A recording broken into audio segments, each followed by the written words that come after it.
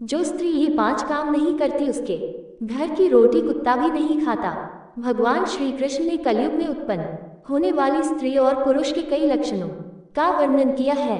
कलयुग में स्त्री और पुरुष को पाप करने में जितना आनंद मिलेगा उतना ही दुख और कष्ट उन्हें पुण्य कर्म करने में होगा, किंतु इनके द्वारा मिलने वाले फल भी वैसे ही होंगे। जो स्त्री पुरुष कलयुग में भी धर्म का पालन करेंगे, सत्य के मार्ग पर चलेंगे, उनका उद्धार अवश्य ही होगा। उन्हीं के कारण ही कलयुग संपूर्ण सृष्टि पर पूर्णतया हावी नहीं होगा। कलयुग में जो भी स्त्री ऐसे कर्म करेगी उसके हाथ से बनी हुई रोटी गाय कुत्ता एवं कौवे भी नहीं खाएंगे, अतः उसे किसी भी प्रकार के पुण्य की प्राप्ति नहीं होगी। किसी भी घर की गृहिणी अपने घर को किस प्रकार से रखती है या किसी भी घर की गृहिणी कितनी व्यवस्थित और गृह कार्य दक्ष है, इसका पता उस घर की रसोई घर से लगता है। एक स्त्री का रसोई घर कितना व्यवस्थित है, सभी सामान किस तरह रखा गया है, भोजन सामग्री साफ और सही मात्रा में है या नहीं है, वह कैसा भोजन बनाती है, इत्यादि बातों पर तो सभी का ध्यान रहता ही है। साथ ही सबसे महत्वपूर्ण बात यह है कि उस महिला का रसोई घर कितना साफ और स्वच्छ है। जितना सलीकेदार और स्वच्छ एक स्त्री का रसोई घर होता है, उस परिवार के लोग भी उतने ही स्वस्थ और प्रसन्न रहते हैं, क्योंकि स्वच्छ तरीके से बना भोजन अच्छा स्वास्थ्य देता है और अच्छे स्वाद वाला भोजन मन में प्रसन्नता भर देता है।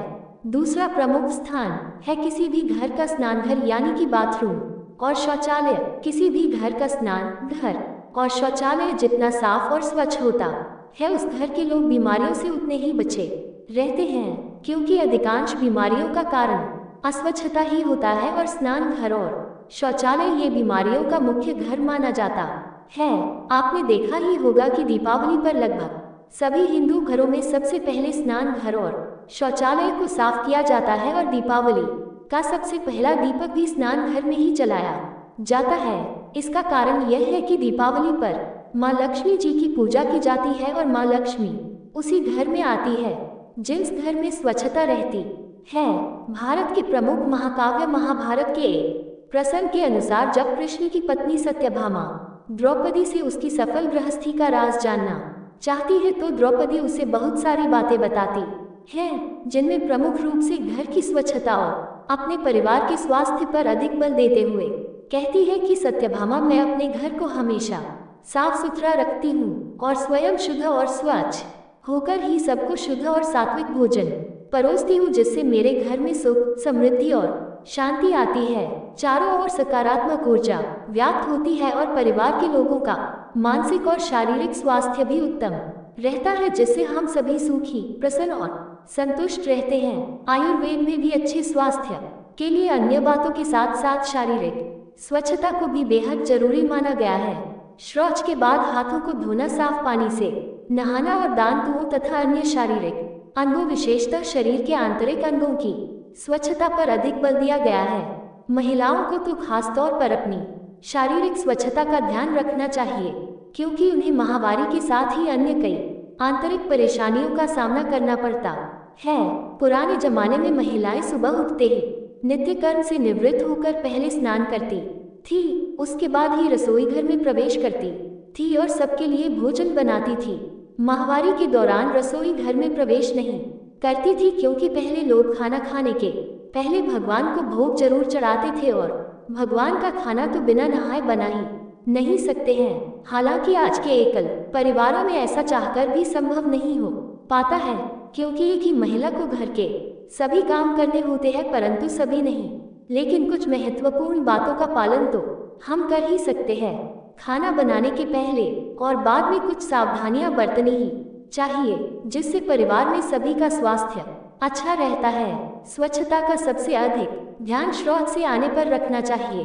शौच और शौचालय में विभिन्न प्रकार के कीटाणु इत्यादि मौजूद होते हैं, जो कि हमारे शरीर के लिए हानिकारक होते हैं। वही कीटाणु हमारे नाखूनों में फंसकर हमारे स्वास्थ्य को हानि पहुंचा सकते हैं। इसलिए आयुर्वेद में भी हाथों के साथ साथ नाखूनों की स्वच्छता पर भी ध्यान देना बेहद जरूरी माना है। हमारे विभिन्न पुराणों में भी स्वच्छता का महत्व बड़े ही विस्तार से बताया गया है। यहाँ तक कि घर की स्वच्छता को विचारों की स्वच्छता से भी अधिक महत्वपूर्ण माना गया है, क्योंकि हमारे विचार जैसे होते हैं, हमारे आसपास का वातावरण भी वैसा ही होता है।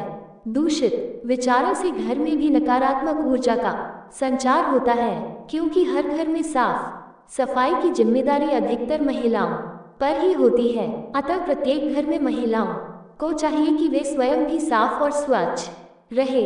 नित्य नियम से नहाएं, यदि संभव हो तो नहाकर ही रसोई घर में जाएं और खाना बनाएं। अपने बाल बांध कर रखें, नाखून साफ और छोटे रखें। लघु शंका या दीर्घ शंका के बाद अपने हाथों को साबुन से अच्छी तरह धोकर ही बाकी काम करें। अपने बच्चों को भी यही सिखाएं और उनमें अच्छी आदतें विकसित करें, जिससे उनका और बाकी परिवार का स्वास्थ्य अच्छा रहता है और परिवार में खुशहाली आती है। तो दोस्तों, वीडियो पसंद आए तो वीडियो को लाइक, शेयर और चैनल को सब्सक्राइब करना ना भूलें। जय श्री राम।